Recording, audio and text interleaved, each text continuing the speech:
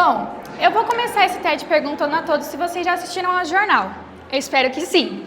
Tenho certeza que já viram alguma reportagem falando sobre que a falta de sangue nos hemocentros, que as bactérias estão evoluindo, ou até mesmo sobre o aumento dos casos na diabetes.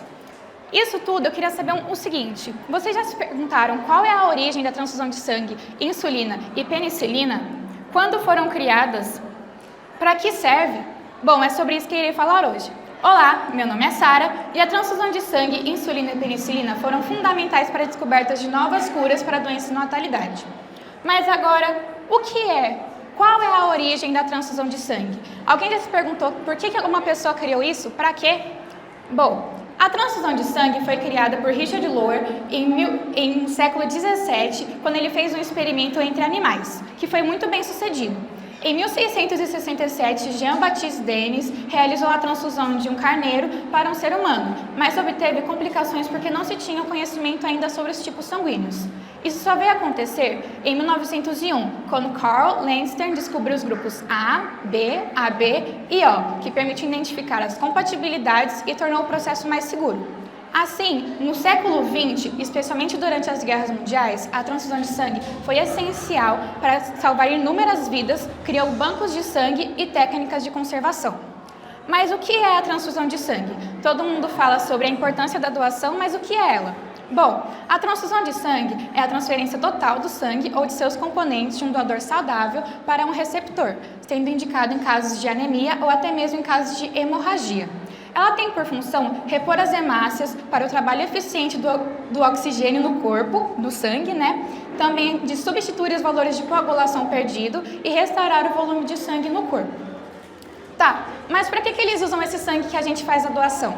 Ela tem diversas funções, como em grandes cirurgias, como em transplante de órgãos, onde há muita perda de sangue, anemia, em casos de hemorragia, hemofilia e até na quimioterapia, para melhorar a recuperação do paciente. Bom, agora que a gente já sabe o básico da transfusão de sangue, e a insulina? Todo mundo sabe, pelo menos deveriam saber, que a insulina é para um tratamento da diabetes. Mas qual é a origem dela? Por que ela foi criada? Bom, a insulina foi criada em um momento em que a diabetes era quase sempre fatal. Em 1921, Frederick Beatty e Charles Best, com a supervisão de Macleod e colaboração de James Collett, conseguiram isolar a insulina a partir do pâncreas de cães. Assim, a insulina começou a ser produzida a partir do pâncreas de animais e posteriormente com a biotecnologia, criando assim a insulina sintética humana. Mas o que é a insulina? A insulina é um hormônio produzido naturalmente pelo pâncreas, principalmente depois das refeições. Ela funciona da seguinte maneira: ela ajuda a transportar a glicose do sangue para dentro das células, funcionando assim como fonte de energia. Mas em alguns organismos, a insulina é muito pouca ou não existe nenhuma dela lá dentro. Então, a glicose se acumula no sangue, assim ela não consegue entrar para dentro das células, formando a diabetes. Ela pode ser tratada com diversos tipos de insulina, que possuem o mesmo princípio da insulina humana, natural, só que elas variam de acordo com o tempo de ação, mas elas com certeza vão controlar a glicemia ao longo do dia. E para que serve a insulina, além de tratar a diabetes? Ela serve para diminuir o açúcar no sangue, armazenar a glicose, que é açúcar, no tecido adiposo, músculos e no fígado, e também serve para ajudar no metabolismo de carboidratos, gorduras e proteínas. Tá bom. E a penicilina? Bom, muitas pessoas não conhecem a penicilina, mas com certeza vocês já ouviram falar sobre uma subdivisão dela, que é a amoxicilina. Então, qual é a origem da penicilina?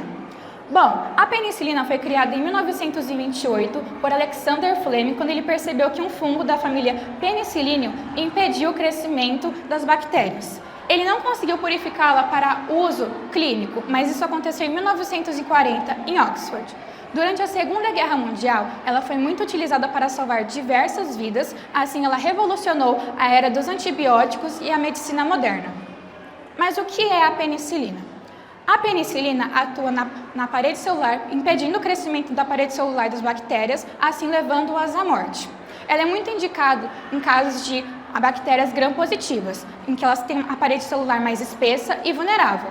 Portanto, ela serve para tratar infecções. E é para isso que ela serve.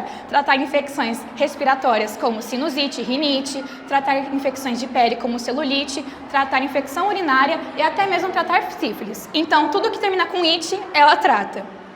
Mas todo mundo sabe que quando a gente fala sobre saúde pública, nós estamos vulneráveis às notícias falsas da internet e redes sociais. De acordo com a Organização Mundial da Saúde, a desinformação é uma das principais ameaças à saúde pública. Então é necessário identificarmos o que é uma notícia falsa e o que é uma notícia verdadeira.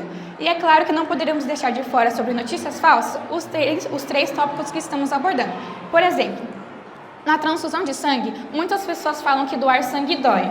Mas não é verdade. Enquanto a bolsa de sangue está enchendo, não causa dor nem machuca o braço. É fato que o calibre da agulha da doação de sangue é um pouco maior do que o do hemograma, mas isso serve para melhorar o fluxo sanguíneo. Outro caso também falam que quem doa sangue fica fraco. Mas não é verdade. Uma pessoa adulta tem cerca de 5 litros de sangue no corpo e são retirados apenas 450 ml durante a doação, que podem ser recuperados em até 24 horas. Então, os especialistas dizem que você não precisa ficar deitado na cama ou apresentar um atestado de 3 dias no trabalho. Você só não precisa fazer um esforço excessivo. Por exemplo, se na academia você pega 60 quilos de supino, você vai pegar uns 30, melhor ainda se você pegar uns 15, 20 para melhorar mais rápido. E por último, dizem também que precisa ficar em jejum, mas as pessoas confundem muito um exame de hemograma com a doação de sangue. Nós temos que pensar que a gente precisa estar saudável para doarmos para pessoas que estão necessitadas. Um exemplo de insulina, nós todos sabemos aqui que uma das principais ameaçadas pela desinformação é a diabetes. De acordo com especialistas da Sociedade Brasileira de Diabetes, circulam diversos vídeos nas redes sociais falando sobre uma cura milagrosa para a diabetes e que existe um medicamento que vai diminuir a glicemia drasticamente. Mas todos nós sabemos que isso ainda não existe. Muitas pessoas também falam que o governo está escondendo uma cura para a diabetes, mas isso não faz sentido, porque se a gente pensar, as empresas farmacêuticas também iriam ganhar com isso, porque elas iam distribuir para farmácias e até mesmo hospitais, então elas também iam ganhar dinheiro. Então essa notícia também é falsa. E também sobre a penicilina. Muitas pessoas fazem a sua própria rotulagem sobre alergia à penicilina, por diversos fatores, como, por exemplo, sintomas básicos que a gente apresenta quando a gente toma um antibiótico, como dor de cabeça e até mesmo diarreia. Outro fator frequente também é falar que você é alérgico à penicilina por sintomas que a gente apresentou na infância. Mas se a gente pensar, tá bom, talvez essa pessoa seja alérgica à penicilina na infância. Mas, por exemplo, uma pessoa ela pode ser alérgica a brócolis na infância e hoje em dia ela pode comer brócolis normalmente. Isso pode acontecer também. E outro fato é o familiar. Muitas pessoas falam que são alérgicas à penicilina porque um pai, uma mãe ou até uma avó é alérgica à penicilina. Mas a gente tem que tratar a alergia à penicilina como qualquer outra alergia. Pode ser hereditária, mas nesse caso não é. Então você pode ter a sua mãe pode ser alérgica à penicilina, mas você não. Então, para finalizar essa apresentação, eu queria deixar umas perguntas de reflexão. Você já imaginou o impacto que uma única ideia pode ter? Imagine se as pessoas que descobriram a transfusão de sangue, insulina e penicilina não tivessem descoberto isso. O que aconteceria com a medicina? Até onde a humanidade pode ir buscando o novo? Quantas vidas podem ser transformadas com o desejo de salvá-las? Muito obrigada e um ótimo dia!